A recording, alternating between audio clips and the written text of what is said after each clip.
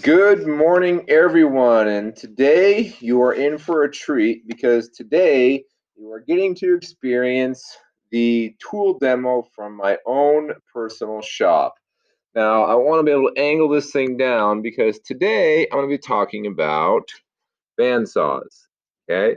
And hopefully you can see both of them. We have two different kinds of bandsaws we'll be talking about today. We're going to have a lubricated bandsaw and we're going to have a dry bandsaw. I'm going to show you how to operate both of them because eventually we will be having both different kinds in our shop and you need to know the difference between the two of them. Now, with that being said, the first thing I want to talk about is the movement of these saws. Both these saws have wheels on them. The difference is these saws can only be moved with the bandsaw head down. What does that mean? Well, let's show you on this one. Right now, the bandsaw head is currently in a down position. If we unlock it right here, we can see that we can now lift the bandsaw up in the upright position.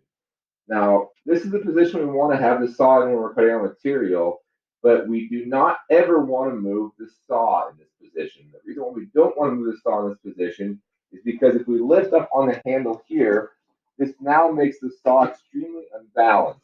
And what can happen is this whole saw can actually tip over. And I say that because it's happened in the past with students moving the saw around, and they've actually moved the saw with the head in the upright position, and they tipped it over and they broke it. So whenever it comes time to actually move the saw, make sure you actually lower the bandsaw head in the down position and you lock it in the down position. So that way, as you're moving it, the bandsaw head won't come up. Okay. Now the other bandsaw, our liquid cooled bandsaw, is typically a much heavier bandsaw, and more often than not, you're going to see this thing in the down position regardless. Plus, on this saw, you're not actually required to tip the end up to move it. So you can see with this saw, this thing slides back and forth pretty easily on the wheels. There is no need to actually lift this one up to move it, whereas on this saw, we actually have to lift this up so we can move it. Because if when we put it down, it's actually on its face in the down position. Okay. So when you move these things, make sure you take special care to actually take the time to move them correctly and don't get in a hurry and move them all around just because it's easy. Okay. The next thing I want to talk about is actually setting these things up. Now, the bandsaw is a pretty simple operation. The biggest thing you have to be aware of, there's two big differences between these two saws. Okay. The biggest difference is that number one, this one does not have coolant. This is a dry cut bandsaw, meaning that there is no coolant that goes in the blade. This one does. You'll notice on this one, we have a little coolant metering valve right here that I'm going to show you how that works here in a second. That allows you to adjust the amount of coolant that comes out of the orifice here in the bandsaw. Now, with that being said, I do want to show you guys the third kind of bandsaw that we have, which is this little handheld guy. This is what's called a portaband. And what these are usually used for is if you have material that's too large to move into a normal bandsaw, you can use something like this and you pull the trigger and you can cut it straight down like that. Now, I'm not going to go over this today, but I do want you guys to see what a portaband looks like because there will be times in your metalworking career when you're going to want to be able to use these things because they are extremely handy. Okay. We'll put that off to the side. Now, the next thing you have to be aware of on these two saws is the feed control. Now, this one has what's called a spring tension feed control.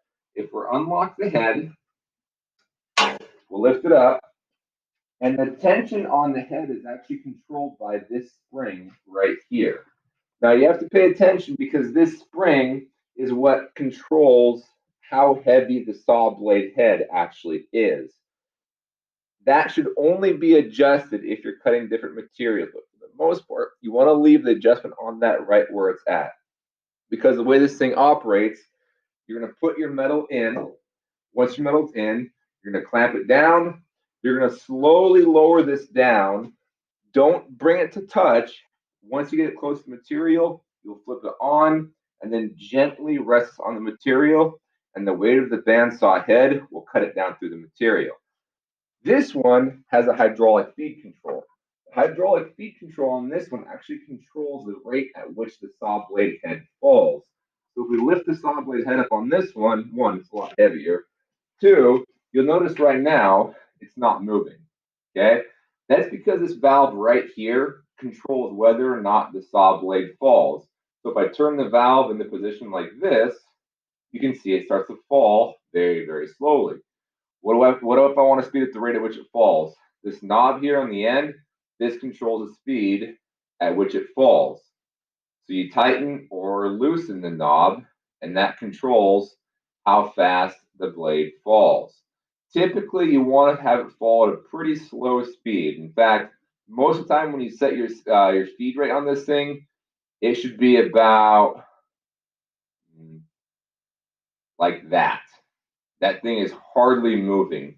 Trust me, it is moving, but it is just barely moving. Okay. And it's important to note that because if you set it to go too fast, it's going to put too much tension on the blade. And if it puts too much tension on the blade, there's a chance the blade can actually snap. Now, the other thing that's important to note on the difference between these two saws, with this saw being liquid cooled, the blade lasts much longer. This one, the blade doesn't last as long because it's not liquid cooled, so it generates heat. How do you know when it's time to change the blade? If the saw takes a long time to cut, if the saw cuts really, really, really slow, like a lot slower than it should, it's probably time to change the blade. Now, chances are there's another option where the saw is cutting slow, and that's because your blade guide's not adjusted correctly. So in both these saws, they have blade guides that can be adjusted in and out depending on the size of your material.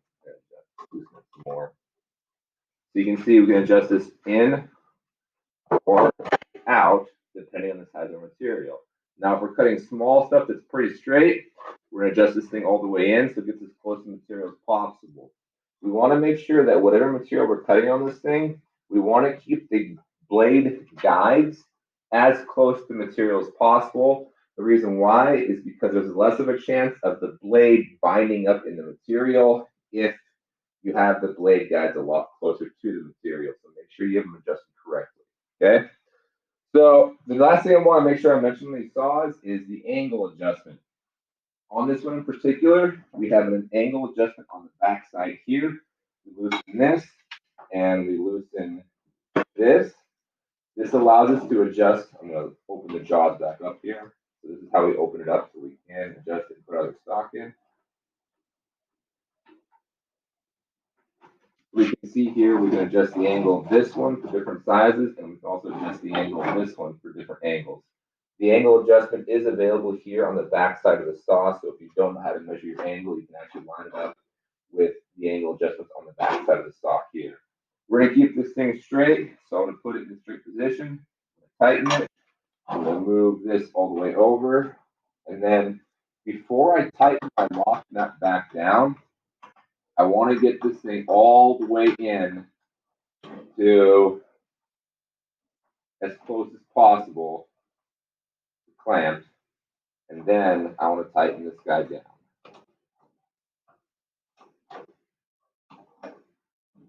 Okay.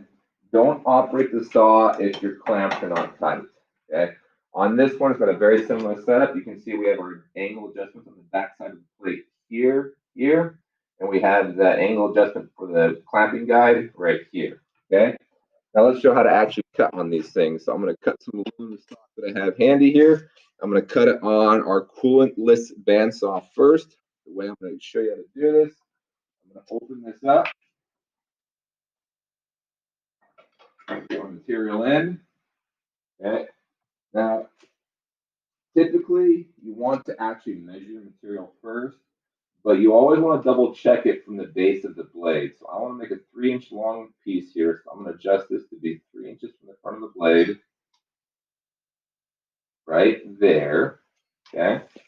Now that I have 3 inches, I can hold this in place and I can clamp this down. I want to double check it from the blade again to make sure it's accurate. And we are still right at 3 inches, so we're good to go. So now I can clamp this all the way down. Now I'm ready to cut. So before I touch this to the material, I want to turn it on before it touches, and then I want to slowly bring this down and do not drop it on there. And the weight of the bandsaw will cut through the material, as you can see. You should not be pushing down on the bandsaw. Use the weight of the bandsaw head to cut through the material. If you have to push on the material, then chances are the blade is dull. So you shouldn't be pushing on the head. This is aluminum, so it cuts pretty quick because it's a soft material, even though we're on a dry cut bandsaw here.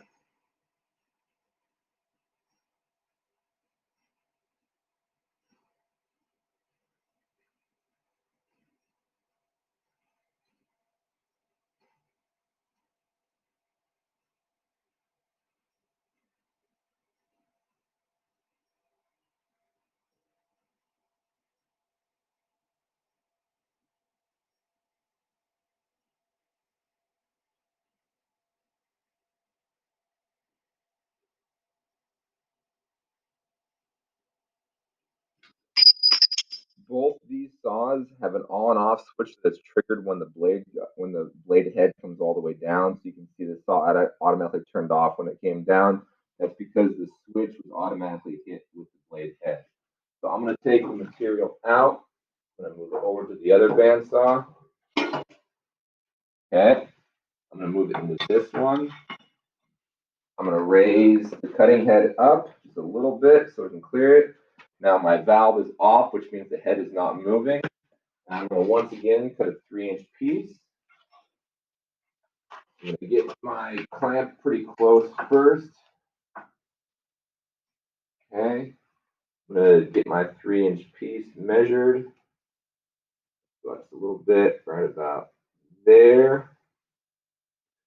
Okay. Clamp it down. And now it's secured. Now on this saw, even though it is a coolant, it does have coolant in it. You do have the option of turning the coolant on and off. You'll notice there's two switches on the saw. You have your main power switch, which is right here, but then you have your coolant, which is right here. The coolant switch is always going to be, the coolant switch is only powered by the on-off switch, meaning that if you leave the coolant switch on like it is here, it's not going to be running unless you have this switch on. Now, if you want to run a coolantless cut, then all you have to do is just flip the switch off and you don't have to put the coolant through it. But I want the coolant on for cutting through my aluminum. I'm going to check my feed rate. So you can see here it's going pretty slow. I want to speed it up a little bit, get down a little bit closer. And then once it gets closer, I'm going to slow it down a little bit more, right about there. Okay. This will allow me to turn the saw on and adjust the amount of coolant that's coming out. When I adjust the coolant that's coming out, I want to make sure that the coolant is not streaming out. I want to have the coolant just barely wicking off the blade as it comes through. So I'll show you what that means.